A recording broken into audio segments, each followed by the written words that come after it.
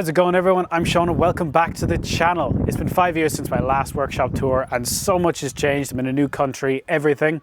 So yeah, it's cold out here. Let's head on inside and I'll show you around.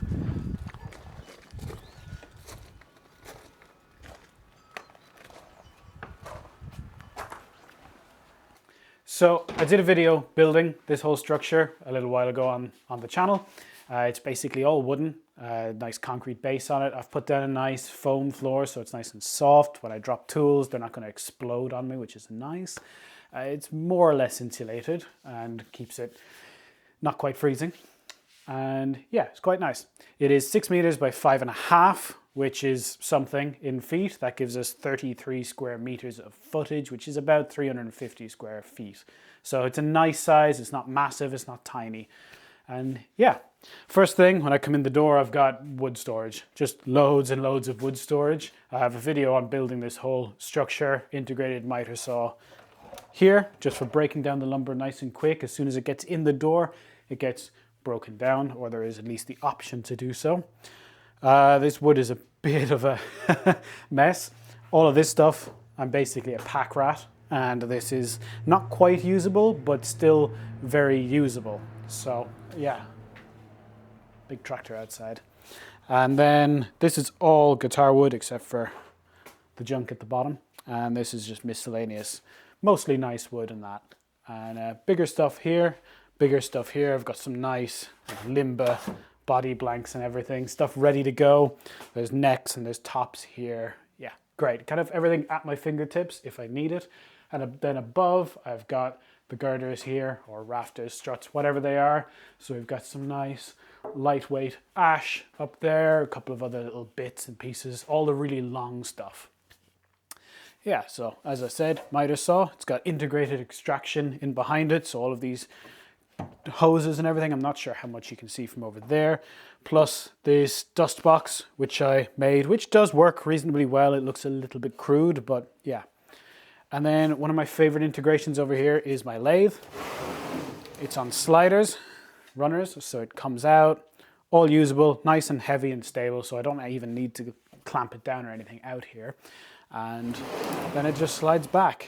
And I do have another extraction port there, so at some stage I can build myself some extraction for when I'm doing turning. Above it, nice and easy to access, I've got turning blanks, more turning blanks, and material that I have said will be a turning blank, but I just haven't sawed it down, so it's all a bit rough and that, but that's fine. Moving on, the next thing here is my engineering lathe.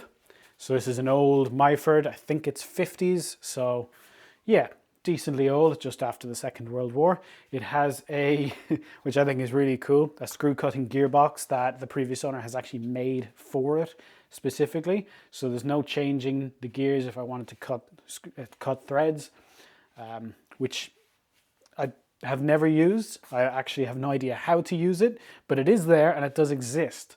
Since getting it, I've upgraded it with a quick change tool post, and needed new oilers, stuff like that when I got it. So a couple of bits and pieces to do. Doesn't get as much use as I would really like to do on it, but c'est la vie. And just my little bit of metal storage up here. Not a huge amount, a little bit, but easy to hand, ready to use on the lathe. So down underneath the lathe, which is a little bit tucked away, I've got a small extractor. You see it's ducted up and in. That is for the miter saw and eventually the wood lathe. And it comes up and over into this monstrous structure with my air filter buried up there. Don't worry, that wood doesn't actually live there. It is currently impeding the airflow. It's a temporary fixture. So inside is my CNC, the devil. And yeah, nice small CNC, really handy there to use. A little bit of stuff on it at the moment. There's one or two ongoing projects in there, but a very, very useful tool. Obviously one big door here, and this whole side is removable, so I can get really good access into the CNC if I need it. Underneath it, loads of storage. I've done quite a bit of storage in this workshop. So I've got bits, collets, and everything there, and then it just goes on and on. I am not opening all of these drawers. Some of them are a little bit janky. Yeah, there's just a lot of stuff buried in there. I've got my tall material sheet goods storage there. It is messy and I hate it, but it's out of the way. And I've got the main control box for the CNC up on top. Don't mind this mess of wires. There's an ongoing power change thing going on. Yeah, just don't look at that. I've got a little dehumidifier here, which is currently humidifying the floor. We're not going to look too hard at that one either. And then my bandsaw. This is one of my favorite tools in the workshop. It is one of the most essential tools, I think, for building guitars. And yeah, this is an Axminster Professional AP 3600, something like that, B, I think. Basically, it's the biggest bandsaw that Axminster Professional range does, and it's a monster. I really like it, it's great. I've got a relatively small blade on it. It's like a 6 TPI, I think, which is fairly high TPI, and I think it's about a 1/2 inch blade. So it does pretty good curves, but it still resaws quite well. The cut is nice and clean on it. Yeah, it's just a good all-round bandsaw. I only have one bandsaw. Ideally, I'd have two, one with a big blade for resawing and one with a tiny blade for little fiddly curves and everything. But this strikes a nice balance. Absolutely oodles of power. Does kind of anything I need it to do. Yeah, bandsaw. It's a great one. Moving around, I've got a little thickness sander. Not much to say there. Very second hand. It's a bit battered, but it works beautifully well. Does a great job for me. Okay, moving over. We're going to kind of reverse back onto myself here. This is my planer thicknesser. Again, Axminster Professional. You will notice a theme here. They do really good sales. And this is, again, the biggest one they offer, I believe, from their own range. So it's a 310 mil capacity, that's 12-inch capacity. It is a segmented helical blade, which gives you fantastic cut quality, and it should last a long time. It's relatively quiet for a planer thicknesser. I mean, it's still horrendously loud, but yeah, it's pretty good. And yeah, absolutely essential for getting boards flat and straight, and then thicknessed, parallel, and all of that, basically for getting stuff ready to use. And yeah, gets a lot of use in here. All of the wood, I buy it rough, or mostly rough, so it usually gets chopped down roughly with the miter saw straight onto the planer. Okay, we'll move over here. Spare bandsaws, a little bit of fret wire, a clock that sometimes works, which is completely useless. Couple of templates, don't mind the mess of wires. I could box them in, and I have not. I've got my spindle sander over here. It's a little bit buried. It looks a lot tighter here than it actually is. There is loads of room to actually use this. It is just, it's a bit narrow, but I wanted to be able to walk the entire way around this workshop. And then I've got another Axminster tool. This is their big horizontal sander, vertical sander. I never remember which way these go. Horizontal, that way. Really good piece of kit. This one oscillates as well. So yeah, it's just fantastic. Got a little auxiliary fence here. I don't know what I was doing. And yeah, great piece of machinery for, well, for quickly shaping stuff. Moving on to the next section. This is one of my other favorite tools. This is my router table. This is a Rutland's router table. I got the motor with the plate, so it's got a lift. It's got your little tool for adjusting the height whenever you actually get it to thing. All adjustable from the top, change the bits from the top and everything. Yeah, really, really good, powerful motor. I got it again on sale, so I got a really good deal on it and I was very happy with that. And I've got my extraction for this. This is one I absolutely, unashamedly pilfered from some other guy whose name I don't remember, but really should. And yeah, found the build on YouTube and I was like, yeah, I like this. Gives you very good access in and under, so you can still route everything. This is not fixed down. The whole thing moves, so I can basically position it where I want. Gets pretty good airflow. And as I'm using it, if it needs to move, it will just move. Basically, it's held down by the pressure of the pipe there. And yeah, very, very happy with the router table and everything. And as you can see, more storage. I've got router bits, tools for that, and then there's wood in there. Yeah, small bits that are definitely usable, I promise. Into this corner, this is a bit of a corner of shame. We're not going to look at this unit at all because no. This is a polishing wheel. So I currently have it set up with like a Scotch-Brite wheel, which is, well, almost completely worn out now, you can see. I use that for doing a bit of tool restoration, and then an actual polishing mop, which, funny enough, is for polishing. Moving around that corner, templates. I've got my fret press, best thing ever for installing frets. My grinder, which is a little bit buried over in this corner. This is set up with a CBN diamond wheel, which just basically the idea is it doesn't wear like a traditional stone would on a grinder, which, well, is great, makes it nice and consistent. You've no dressing, anything like that. Because it's solid metal, steel or aluminium, probably steel, it's quite heavy. It actually wicks the heat away very, very fast. So your tool at least shouldn't, unless you're doing horrendously heavy grinding, the tool shouldn't overheat, which is great. It's my preferred method for sharpening. I grind it first with a hollow grind and then I'll sharpen it by hand to an actual polish. Yeah, moving on to my pillar drill. Another Axminster Professional jobby. And yep, good solid pillar drill. There's not much to say about this one. The only real requirement I had when buying a pillar drill was the throat depth. I think that's the throat. Pretty sure that's a throat. Basically the distance from the actual pillar to the chuck. You need to be able to drill for bridges on guitars, basically. Yeah, good solid pillar drill. The belts squeak for some reason, and I haven't figured out why they squeak, but they do. Is what it is.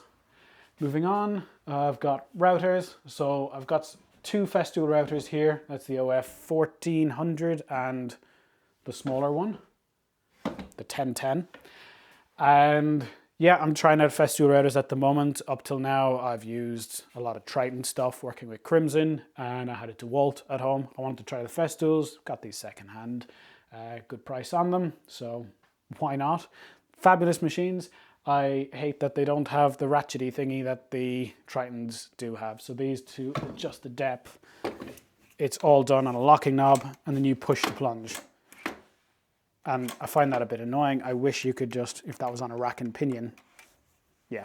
Anyway, little nuisances getting hung up on details.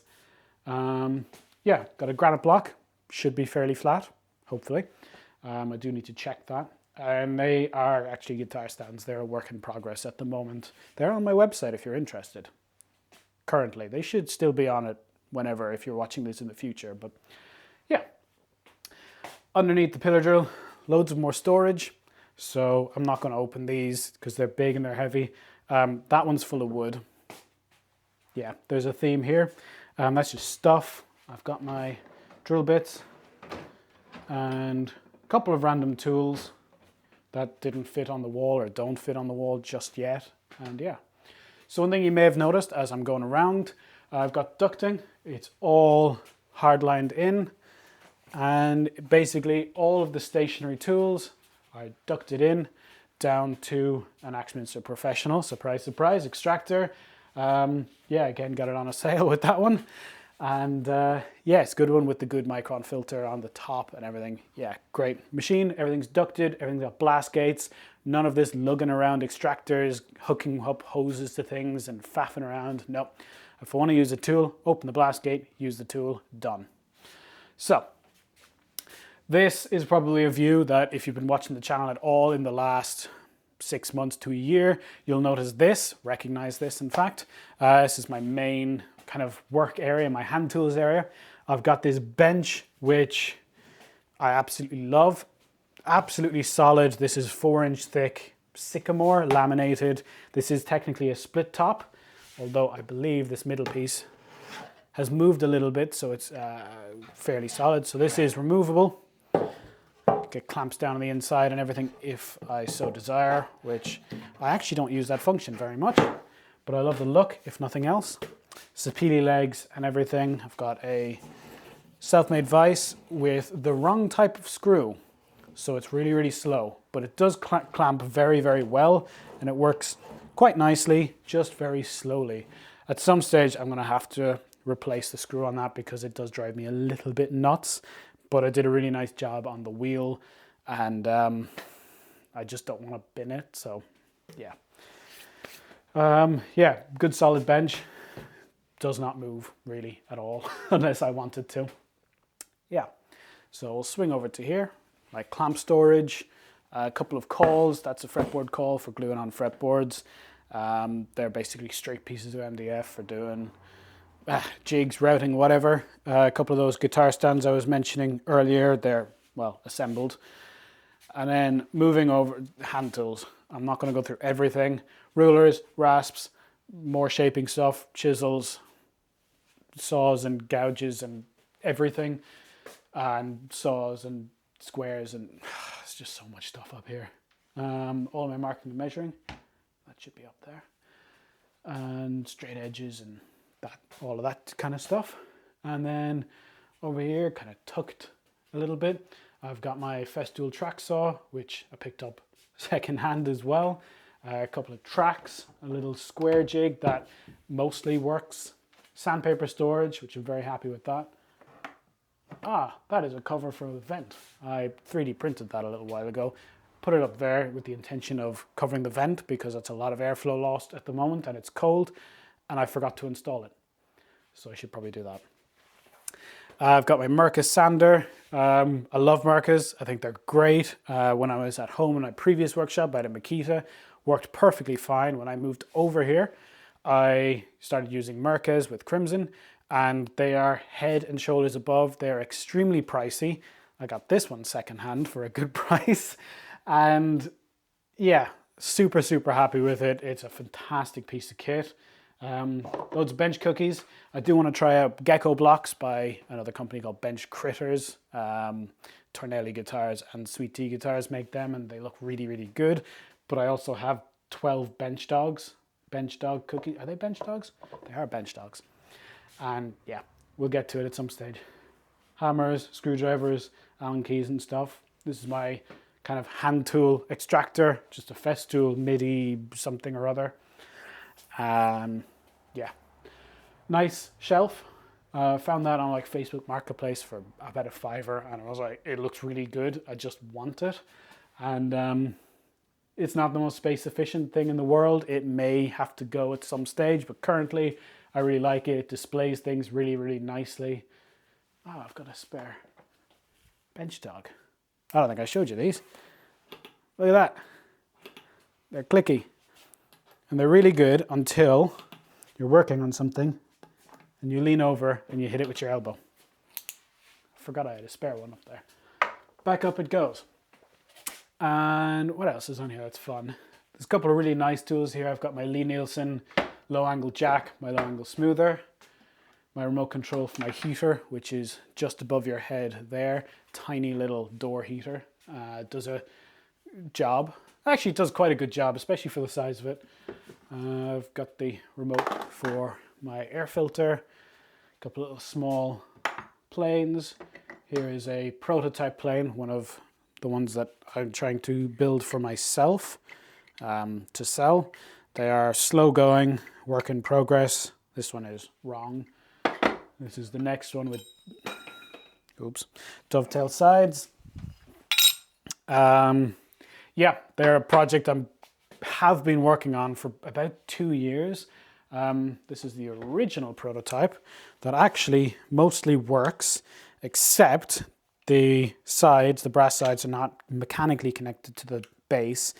And when you tighten this screw, putting force on the front of the blade, the bottom bellies out. So that doesn't work, which is annoying, but actually I'm quite happy with how I've designed these. That one got changed, but I've got my little adjuster inside as well. The whole idea was I wanted a nice block plane with wood elements in it, because currently all the ones you buy are metal. I like wood, and yeah, wanted a nice plane basically. Yeah, I've got cutters and more cutters and small little bits around. And then this is my tool chest. I built this 5 years ago, almost to the day-ish. I would have started it around now in 2021. And I built this to move all of my most favorite tools from Ireland to England. Came over in the back of my car and still exists, I guess. Inside, got our saws on the back, mostly for show. I don't use hand saws that much at all, really. And then it's full of planes. This is most of my full set of Stanley hand planes. They're all Type 9 or Type 10. They're the ones with 2 patent dates behind them, which are from 1903-ish, that kind of era, early 1900s. So they're all 120 odd years old. Yeah, they've all got the nice low knob. They just look really good, rosewood handles, and yeah, just like those planes. I've got almost the full set. Need a 1 and a 2. So if you've got a 1 and a 2 that you don't really want, let me know. I'll send you my address. Couple of little block planes. There's a little Lee Nielsen 103. Actually says on the back 102. And then I've got the tiny one as well, which actually I think this might be a Luban. That might not be a Lee Nielsen. Doesn't really matter. And a couple of little thumb planes. Quite like them. They're nice. And yeah, so this holds a lot of my actual tools. I've got my marking and measuring is in there. And these are all like sanding blocks and that. This is my different cocaine flavors, Indian rosewood flavor. Yeah, I started collecting dust when I was working in Crimson in the workshop in the school, and I've just got a load of different dusts of things for filling things and yeah, patches. More cutters, fret cutters. I think this is not work. There's my vanilla cocaine. It's actually baking soda. Baking soda and super glue. Really, really good if you accidentally go that little bit too far on your nut slots. And that one's a mess. We're not going to look at that. A couple of files. Mess, if I remember rightly. Carving stuff. Yeah, miscellaneous tools and such. And consumables. That one's really boring. And I guess finally, almost finally, I've got electrical stuff in there. Other stuff in a matching one over there. Squares, scalpels, other measury stuff that doesn't quite have a home but really should, but I use it all the time. All my pencils, and I've got like just stuff, pencils, Sharpies, circle drawers, compass. There we go, I knew it had a name. Brushes and stuff, tuners and magnet picker-uppers. I mean, that's my microphone. That's basically filming. That's basically empty. And yeah, just miscellaneous bits, pieces, stuff, hand tools that always get used, always need to be on hand. Yeah, you need a surprising amount of stuff to build guitars, it turns out. And I think that about does it. This is my entire workshop. This is where I build my guitars, all my stuff. I've got dust all over my bench. I like to keep it all clean and tidy and neat insofar as possible. I did do a bit of a more thorough clean before this video, but most of the time it's not far off this. I fully believe a clean workshop is a good workshop. I have no interest in trying to run around trying to find things and root things out and, oh, where did I put this? Oh, it's buried, blah, blah, blah. No. I know where pretty much everything is, or at least where it should be. Everything is accessible. I think it's important in a small shop. It doesn't all have to be first order retrieval. It doesn't all need to be on a wall, but it needs to be accessible. If I've got to move something to get to something else, I'm not going to use the other thing. And yeah. Anyway, I'm rambling. I will leave it at that. Thank you so much for watching, and here's to a nice 2026. See you all again real soon.